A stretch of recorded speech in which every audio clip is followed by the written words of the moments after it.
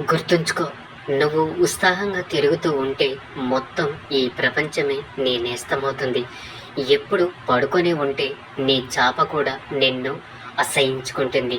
పైకి కనిపించే అలంకారం కన్నా లోపల ఉన్న గుణం ముఖ్యం.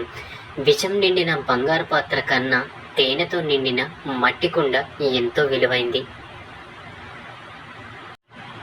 పచ్చనోటు ముందు పలిచైపోతున్నాయి బంధాలు.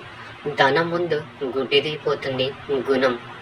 ఆస్తుల ముందు ఆవిరైపోతున్నాయి ఆప్యాయతలు.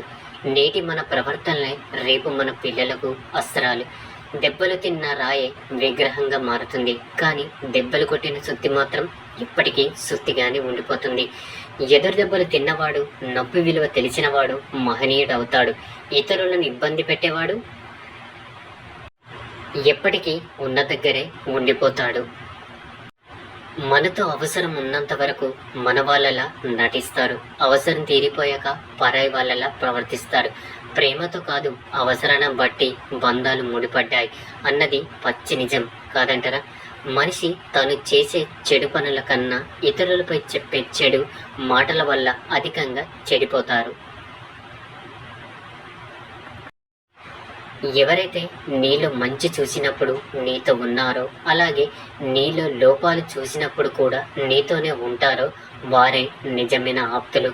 మీరు ఎప్పుడైనా గమనించారా? ఒక వ్యక్తి డబ్బు సంపదలో పడ్డాడు అంటే ఇక అతనికి ఈ లోకంలో దేనితోని సంబంధం ఉండదు. బంధాలు, అనుబంధాలు, మానవత్వం ఇవి ఏవి పట్టించుకోడు. చివరికి తన ఆరోగ్యాన్ని కూడా. సింహాన్ని ఎవరు ఆహ్వానించి అడవికి రాజును చెయ్యరు. దాని యొక్క శక్తి సామర్థ్యాలే దానికి ఆ ఘనతను తెచ్చిపెడతాయి. మనిషికైనా అంతే. సముద్రంలోని అలలు, మధ్యతరగతి వాడి కలలు రెండు ఒకటే. తీరం చేరినట్టే చేరి వెనక్కి వెళ్ళిపోతాయి. జీవితంలో తెగింపు ఉంటేనే కొన్ని సమస్యలకు ముగింపు పలకగలం. ఒంటరిగా ఉండాలనుకున్న వారు అహంకారులేం కాదు. జీవితంలో ప్రతి బంధానికి, ప్రతి ఒక్కరికి అర్హత మించి ప్రేమను, విలువను ఇచ్చి తమ సంతోషాన్ని కోల్పోయిన వారై ఉంటారు. నీది అనుకుంటే వదలకు. పట్టుదలతో, ప్రేమతో సాధించు. వద్దనుకుంటే ఆలోచించకు. చిరునవ్వుతో తిరస్కరించు. అది వస్తువైనా, స్నేహమైన, బంధమైన, లక్ష్యమైన, ఏదైనా సరే. ప్రతి కళ్ళు మనం బాగుపడితే చూడాలి అని అనుకోవు. కొందరి కళ్ళు మన పతనాన్ని, నాశనాన్ని కూడా కోరుకుంటాయి. జాగ్రత్తగా ఉండండి.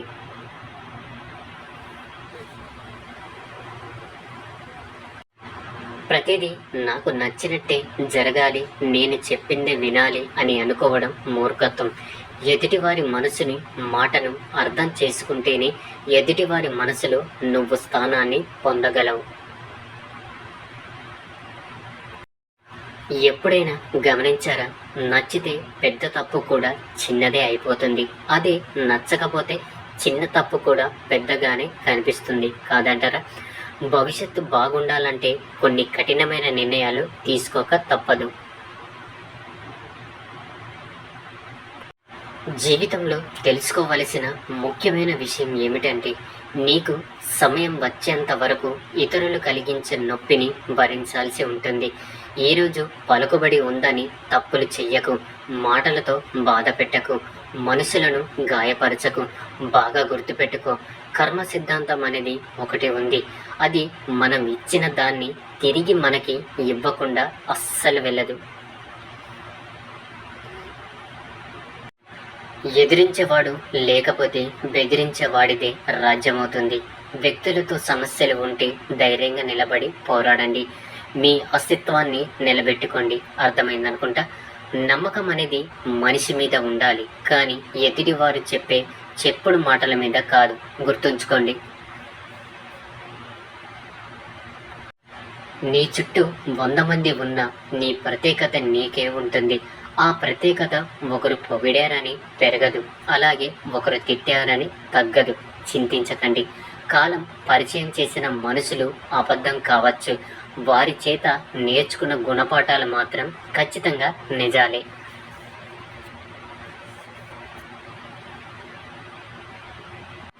నువ్వు నమ్మినా నమ్మకున్నా నీ చుట్టూ ఉన్న ప్రతి మనిషి జీవితంలో నువ్వు ఎప్పటికీ ఒక అవసరానికి మాత్రమే. ఆశకు అంతమనేది ఉండదు, డబ్బుకు పద్ధతి అనేది ఉండదు. ఈ రెండిటి వెనకాల పరిగెత్తే వాడికి మనశ్శాంతి అనేది ఉండదు. అర్థమైందనుకుంటా. బంధం కలవాలి అంటే రుణం ఉండాలి, అలాగే బంధం కలుపుకోవాలంటే గుణం ఉండాలి. జీవితాన్ని అర్థం చేసుకున్న వారు ఎక్కువగా ఒంటరితనాన్ని ఇష్టపడతారు. ఎందుకంటే ఈ ప్రపంచంలోకి మనం ఒంటరిగానే వచ్చాం, అలాగే మళ్ళీ ఒంటరిగానే పోతాం అని అర్థం చేసుకొని ఉంటారు. కాబట్టి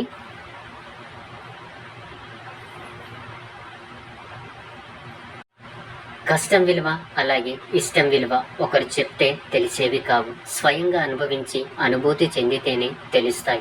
లేదంటే ఎదుటివారు పడే కష్టం తేలికగాను, చూపించే ఇష్టం చులకనగాను కనిపిస్తాయి. ఎవరినో నమ్ముకొని ఏదో చేద్దాం, ఏదో అయిపోదాం అనుకోకు. ఇది కథ కాదు, జీవితం. నీకోసం నువ్వు తప్ప ఎవరు నిలబడరు. అర్థమైందనుకుంటా.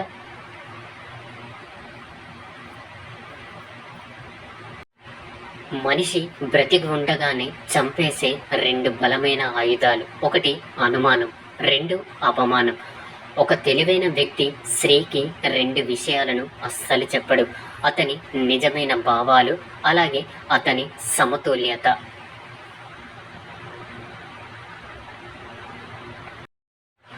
ఏది శాశ్వతం కాదు. ఈ లోకంలో గడుపుతున్న ఈ క్షణం మాత్రమే మనది. నిన్న అనేది తీరిపోయిన రుణం, ఇక రేపు అనేది భగవంతుడిచ్చే వరం. గుణం విషయంలో మనకంటే ఎక్కువ వారితోనూ, ధనం విషయంలో మనకంటే తక్కువ వారితోనూ పోల్చుకుంటే జీవితం ఎంతో సంతోషంగా ఉంటుంది.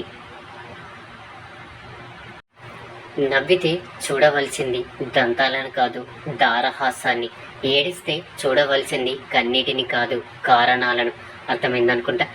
బంగారాన్ని బంగారం అని నిరూపించుకోవడానికి దానికి ఎన్నో పరీక్షలు ఎదుర్కోవాల్సి వస్తుంది. కానీ బొగ్గుని బొగ్గు అని చెప్పడానికి ఏ పరీక్ష అవసరం లేదు.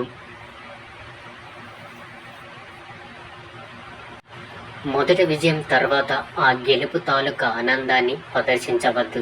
ఎందుకంటే నీ రెండో ప్రయత్నంలో కనుక నువ్వు ఓడిపోతే నీ మొదటి గెలుపుకు కారణం అదృష్టమే అని చెప్పడానికి చాలామంది ఎదురు చూస్తూ ఉంటారు. ఏ విషయంలోనూ ఎవరి మీద ఆధారపడకు. ఒక్కసారి అడిగితే సాయం, అదే సాయం పదే పదే అడిగితే చేతగానితనం. వీలైనంత వరకు ఎవరి సాయం లేకుండా బ్రతకడం నేర్చుకో. అప్పుడే నీ మీద నీకు నమ్మకం, నీ మీద ఇతరులకు గౌరవం పెరుగుతుంది. జీవితం ఆశతో కాదు, ఆశయంతో బ్రతకాలి. ఇక్కడ బ్రతకాలి అంటే యుద్ధం చెయ్యాలి, అలాగే పోరాడాలి. భయపడినా బాధపడినా మన జీవితం మనల్ని ఈ ప్రపంచం నుండి దూరంగా విసిరిపారేస్తుంది. మనల్ని ఒకరు మోసం చేశారు అని బాధపడడం కన్నా మనం ఎవరిని మోసం చేయలేదు అని సంతోషంగా ఉండడమే మంచిది. ఎందుకంటే కాలం అనేది ఒకటి ఉంటుంది, అన్నిటికీ సమాధానం చెబుతుంది. పడిపోతానని భయపడితే నడక రాదు, అలాగే ఓడిపోతామని భయపడితే విజయం రాదు.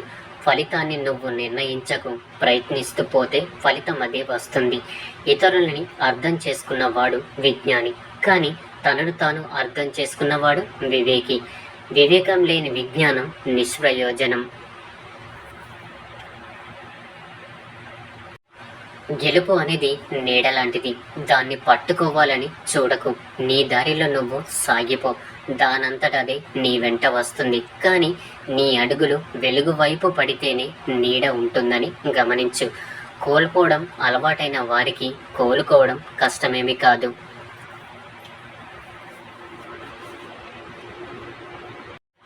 మీరు మీ భవిష్యత్తుని మార్చలేరు, కానీ మీ అలవాట్లను మార్చుకోగలరు కదా. మీ అలవాట్లే మీ భవిష్యత్తుని మారుస్తాయి. అర్థమైందనుకుంటా. 10 మంది స్నేహితులతో కూర్చొని ఒకరి గురించి చెడుగా మాట్లాడడం కన్నా ఒంటరిగా కూర్చొని ఒక మంచి పుస్తకాన్ని చదవడం ఎంతో మిన్నా. జీవితం చాలా అందమైంది. ఒక రోజు, ఒక గంట, ఒక నిమిషం నీ జీవితంలో ఏది తిరిగి రాదు. ద్వేషాలు, వాగ్దానాలు వద్దు. ప్రతి ఒక్కరితోనూ నవ్వుతూ మాట్లాడు. అలాగే ఆనందంగా జీవించు, ధైర్యంగా ఉండు.